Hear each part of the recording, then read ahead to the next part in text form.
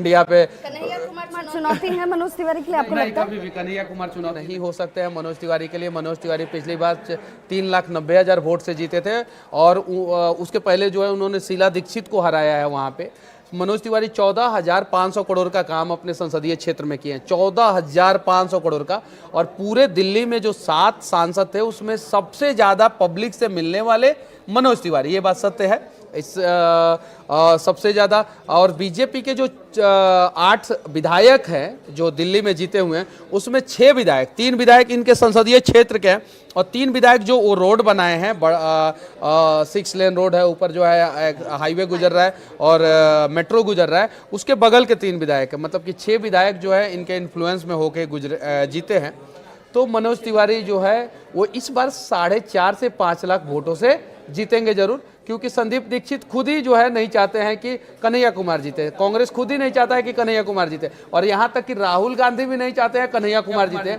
और कमाल की बात है तेजस्वी यादव भी नहीं चाहते हैं कन्हैया कुमार जीते। तो कैसे जीतेंगे कन्हैया कुमार? तेजस्वी पे आ गया तो तेजस्वी से सवाल पूछना बनता है। नहीं, हम तो यूट्यूबर मनीष कश्यप से सवाल भी नहीं कर रहे हैं, सवाल कर रहे हैं बीजेपी नेता से हम सवाल कर रहे हैं। हाँ बिल्कुल। और आपने नाम ले लिया, 2 कमिटमेंट की बात कर ली आपने, सारी चीजों को इस तरीके से आप तो बिल्कुल पके मंजे हुए खिलाड़ी के तौर पर, पॉलिटिकल खिलाड़ी के तौर पर आज बात कर। मुझे लग ही नहीं रहा है कि इससे पहले करीबन 1-2 महीने पहले जब आपसे हमारी मुलाकात हुई तो आप वही मनीष कश्यप हैं जो आज हैं।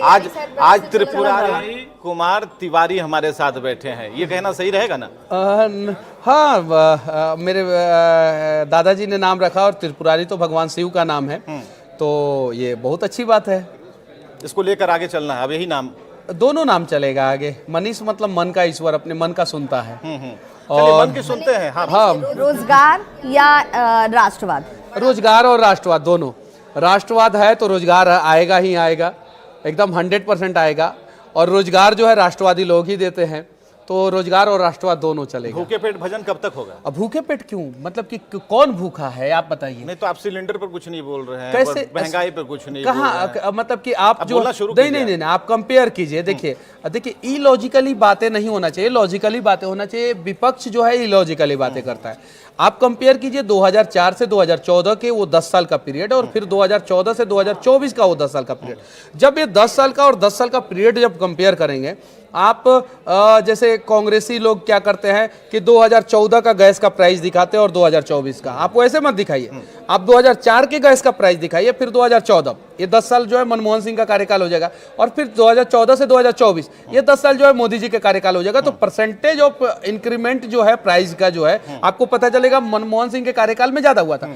पेट्रोल और डीजल जो है 2004 में जो है शायद से 38 या 40 रुपए के आसपास था, और हाइक हुआ तो शायद से 75 या 78 रुपए के आसपास, 75 या 78 रुपए के या 82 रुपए के आसपास। मतलब मेरी जानकारी आप लोग क्लियर कर सकते हैं। हाँ ठीक है। मोदी जी के कार्यकाल में 78 से मिला और 100 तक गया। तो आप जब कंपेयर करेंगे तो नरेंद्र मोदी जी के कार्यकाल में प्राइस हाइक जो है कम हुआ और उनके कार्यकाल में प्राइस हाइक ज्यादा हुआ। और सिलेंडर की बात आपने किया है, पहले लोग साइकिल खरीदने में अपने आप को जो है समझते थे कि साइकिल नहीं खरीद पाऊंगा, कहां से खरीद पाऊंगा। आज जो है कोई साइकिल पे चढ़ना नहीं चाहता है, कोई भी साइकिल पे चढ़ना नहीं चाहता। मजबूरी में कुछ लोग चढ़ रहे हैं, ये बात सत्य है, मैं झुठला नहीं रहा। लेकिन उस समय साइकिल खरीदने में लोगों का हालत खराब हो जाता था। आज जो है मोटरसाइकिल, वो भी बुलेट पे लोग चढ़ रहे हैं। तो ये बात सत्य है कि महंगाई बढ़ी है, इस बात को मानता हूं, लेकिन कांग्रेस के तुलना में वो महंगाई बहुत कम बढ़ी है और महंगाई आगे भी बढ़ेगी। ऐसा नहीं है नहीं बढ़ेगी, वो अमेरिका में भी बढ़ेगी। आप कंपेयर कर रहे हैं, आपने अपने अंदर से 3 छवि दिखा दी है। हाँ। महंगाई बढ़ी है, मनीष कश्यप बोल रहे हैं। हाँ। महंगाई पर कंट्रोल वाली बात मोदी जी की है, बीजेपी नेता मनीष कश्यप बोल रहे हैं। हाँ। आगे इसको थोड़ा कंट्रोल कर लेंगे। नहीं, अभी भी कंट्रोल है। हाँ। देखिए मैंने ये नहीं बोला है कि आउट ऑफ कंट्रोल है, अभी भी कंट्रोल है, अभी भी आउट ऑफ कंट्रोल नहीं है। कांग्रेस के सरकार से जब तुलना करेंगे तो बीजेपी के सरकार में महंगाई बहुत कम बढ़ती है। आप अपने डिस्प्ले पे आप लोगों के पास अब बड़ा बड़ा टीवी हो गया है, मैक्स अब का या बहुत सारी कंपनियों का टीवी हो गया, आप लगाइए डिस्प्ले पे और लॉजिकली दिखाइए 2004 से 2014 का तुलना कीजिए और फिर 2014 से 2024 का तुलना कीजिए, तो आपको पता चलेगा कि ये कंपैरिजन, ये कंपैरेटिविटी, ये सारी चीजें विपक्ष नहीं कर पाता है। नहीं कर पाता, नहीं विपक्ष जो है गुमराह करता है। अब जरा सोचिए कि ये न्यूज़ 18 का हेडक्वार्टर है पूरे देश का।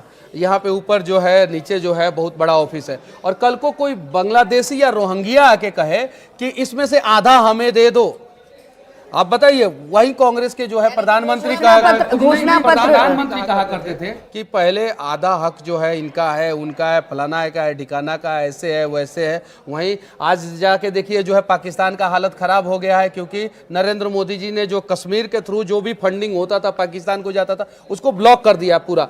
आज जो है पाकिस्तान का अनेकों प्रांत के लोग जो है कह रहे हैं कि हम भारत में मिलना चाहते हैं। तो बहुत सारी चीजें हैं।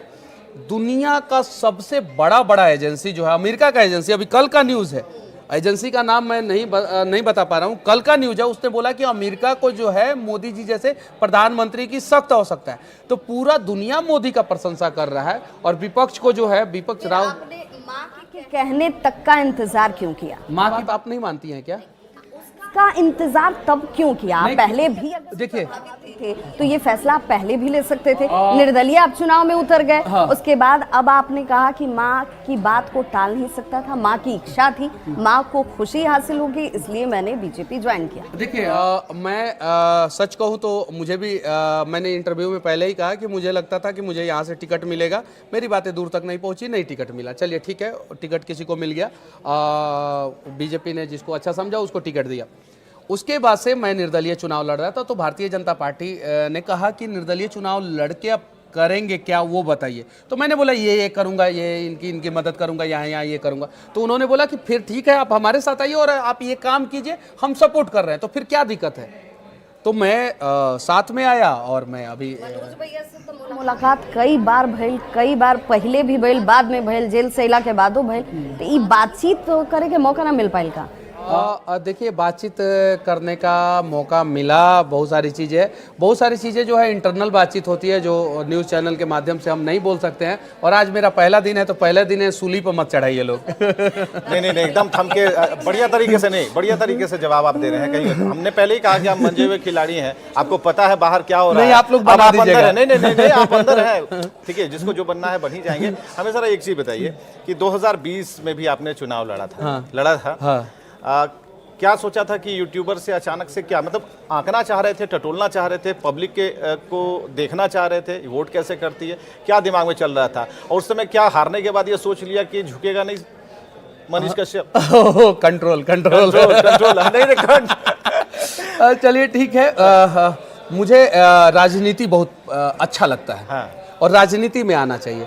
नायक फिल्म में प्रेस रावल एक जगह कहते हैं कि भारत का सारा युवा कहता है कि राजनीति गंदा है और गटर है और गंदा गटर है। तो उसमें जब अच्छे लोग आएंगे तब तो वो साफ होगा। तो हम जैसे अनेकों युवाओं को आना चाहिए, उसमें आना ही चाहिए। गंदगी को साफ करने के लिए बीजेपी के साथ नहीं, बहुत सारे नेता उसको साफ कर रहे हैं। नरेंद्र मोदी जी ने बहुत हद तक उसको साफ कर दिया, बहुत हद तक।